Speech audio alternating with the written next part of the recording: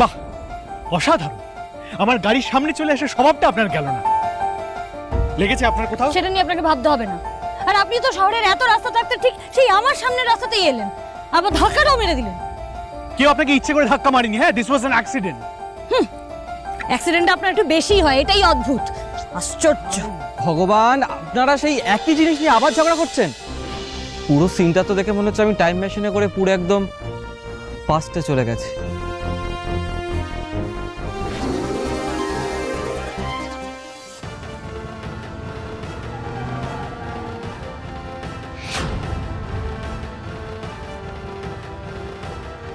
এটা রাস্তা, আর রাস্তাতে গাড়ি চলবেই। নিশ্চয়ই গাড়ি চলবে, কিন্তু আপনাদের মতন বড় লোকদের গাড়ি চলবে আর সাধারণ মানুষ চলবে না, সেটা তো হতে পারে না। আমি কোথায় ঝগড়া করছি কুনাল? আর তুই খুব ভালো করে জানিস কে বেশি ঝগড়ুটে। আপনি থামতে পারেন না? আপনি আবার শুরু করেছেন। যাকে আজ আপনার সাথে দাঁড়িয়ে এখানে ঝগড়া করার মতন সময় বা ইচ্ছে কোনোটাই আমার নেই। আমাকে যেতে হবে।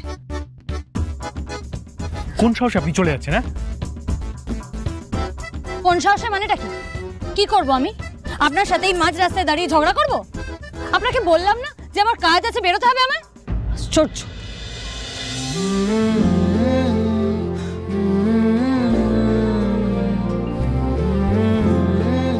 কি করছেন আপনি? আপনি ভুলে যাচ্ছেন যে আপনি সিংহরায় বাড়ির বউ। এভাবে একটা চিপ একটা স্কুটিতে আপনি ঘুরে বেড়াবেন, লোকজন কি বলবে আপনাকে? আমাকে অপমান করবে সবাই, তারপর প্রেস মিডিয়া যাতা লিখবে। আপনি কি চান বলুন তো? এটাই কি আপনার এজেন্ডা? এমনিতেই আপনার জন্য আমাদের কোম্পানির শেয়ার একেবারে তলানিতে গিয়ে গেছে। আচ্ছা, আপনি কি চান? হ্যাঁ, আপনি আর আপনার দিদি আর কত অপমান করবেন আমাদের, কত ক্ষতি করবেন? যতই ক্ষতি হোক, আপনাদের তো টাকার অভাব নেই। আপনি একটা কাজ করুন ঋদ্ধিমান বাবু, ওই টাকা দিয়ে একটা লোক রাখুন মাইন্ড করে, যাকে যখন ইচ্ছে আপনার সুবিধে মতন আপনি কথা শোনাতে পারবেন, দোষারোপ করতে পারবেন।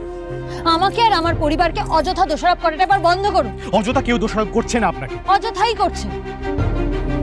ক্ষতি করেছে কে, কার ক্ষতি করেছে সেটা খুব ভালো করেই আপনি জানেন ঋদ্ধিমান বাবু।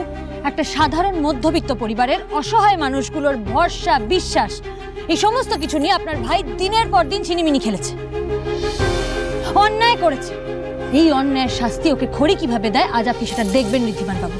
ও দিনের পর দিন অন্যায় করে পার পেয়ে যাবে, পালিয়ে যাবে, এটা আর হবে না। আপনি ওনার সাথে কোথায় যাচ্ছেন? উনি কে?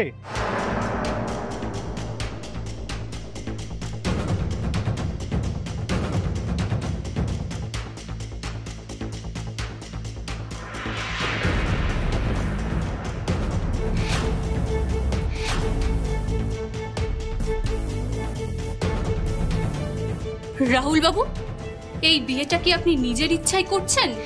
আপনি তো সেই রিপোর্টার মেয়েটা। ইয়েস স্যার, আমি শ্রুতি, ডেইলি নিউজের করেসপন্ডেন্ট।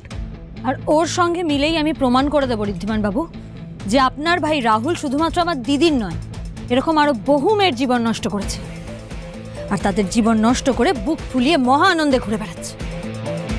এই শ্রুতিও তাদের মধ্যেই একজন।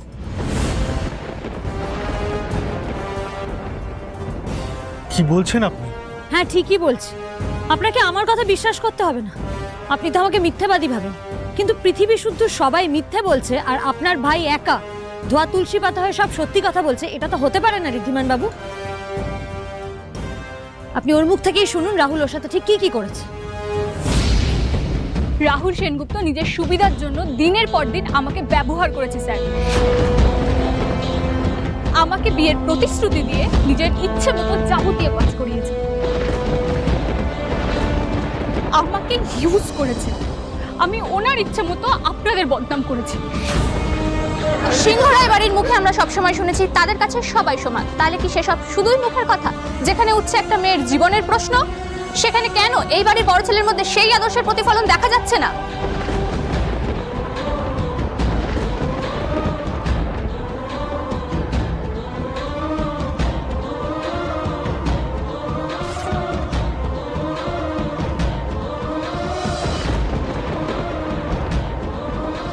দেখতেই তো পাচ্ছ, বাড়ির লোক জোর করে বিনির সাথে আমার বিয়ে দিচ্ছে। মুখে যে যাই বলুক, এই সবটা কিন্তু হচ্ছে বাড়ির ইচ্ছেতে।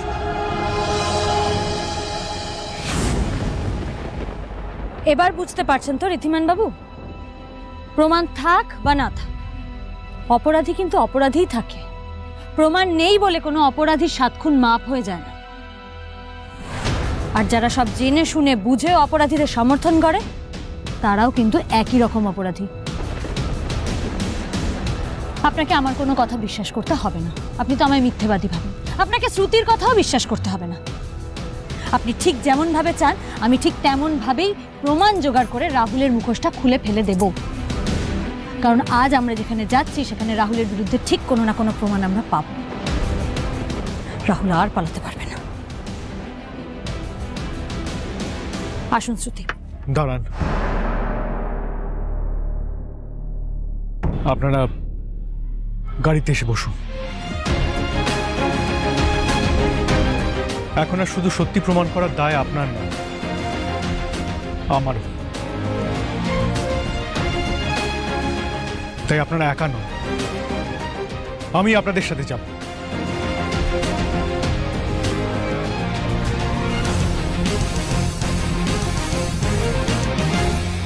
মা, ঠিক আছে তুমি? কেন এসেছেন এখানে?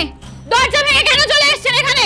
বাওয়াল করছেন কেন এখানে এসে? কেন বাওয়াল করবো না রে? কেন বাওয়াল করবো না? তোদের মাথায় বসিয়ে পুজো করবো? হ্যাঁ, দরজা বন্ধ করে রাখলে কোনো খবর বাইরে যাবে না। না আরে বাবা রে বাবা, এত লুকোছাপা করে কি হলো রে? তোর দিদির কুকীর্তির কথা তো সারা পাড়ায় জেনে গেছে।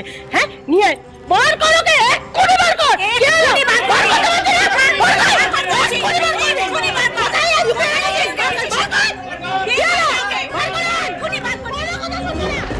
হে ভগবান, পাড়ার লোকের কাছে খবরটা গেল কি করে?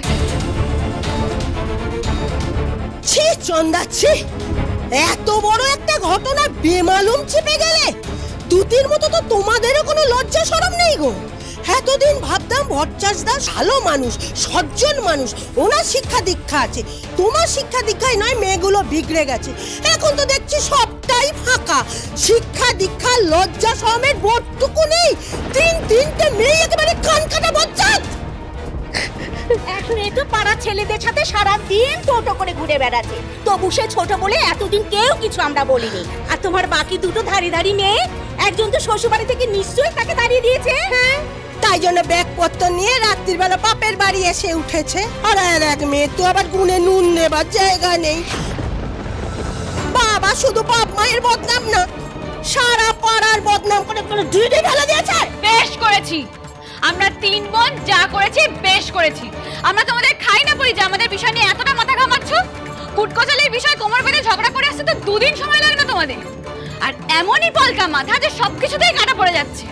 আমরা কতদিন না খেয়ে ঘুমিয়েছি, কত রাত আমরা আটপেটাকে থেকেছি। আমাদের বাবা কতদিন অসুস্থ হয়ে বিছানায় পড়েছিল। আমাদের মা কতদিন হাহাকার করে কেঁদেছে, কোনোদিনও খোঁজ নিয়েছো? আর এখন চলে এসছো বাওয়াল করতে না? আর আজকে খুব গুলি ফুটেছে না মুখে? একদম বাওয়াল দেবে না, কেউ একদম বাওয়াল দেবে না। চুপচাপ এখান থেকে বেরিয়ে যাও। চুপ, একদম চুপ, একদম বড় বড় কথা বলবি না। তোর দিদির সঙ্গে কালকে যেটা হয়েছে সেটা আমরা সবাই বলেছি অন্যায় হয়েছে। হ্যাঁ হ্যাঁ, অন্যায় হয়েছে। সঞ্জয় বিয়ে না করে চলে গেল, মেয়েটা লগ্নভ্রষ্টা হলো। তখন তো বুঝিনি তোর দিদির পেটে পেটে এত বুদ্ধি। তোর দিদির এই কুকীর্তির জন্য ছেলেটা বিয়ে না করে যে কি বচন বেঁচেছে এখন সেটা বুঝতে পারছে। ছি চন্দ্রা, ছি, অত ভালো ছেলেটাকে তোমরা এইভাবে ফাঁসাচ্ছিলে। নিজের মেয়ের পাপ থাকতে একটা ভালো ছেলেকে তোমরা এইভাবে ফাঁসিয়ে দিচ্ছিলে। তোমাদের লজ্জা করে না? একদম আমাদের পার্সোনাল ব্যাপারে নাক গলাবে না। বারবার করে বলছি আমাদের ব্যাপার আমরা মিটিয়ে নেব। চুপচাপ চলে যাও এখান থেকে। যাও যাও, একদম যাও এখান থেকে, যাও। একদম নাক গলাবে না। চুপ, আমরা বেরোবো না। বেরোবি তোরা। এই ভট্টাচার্য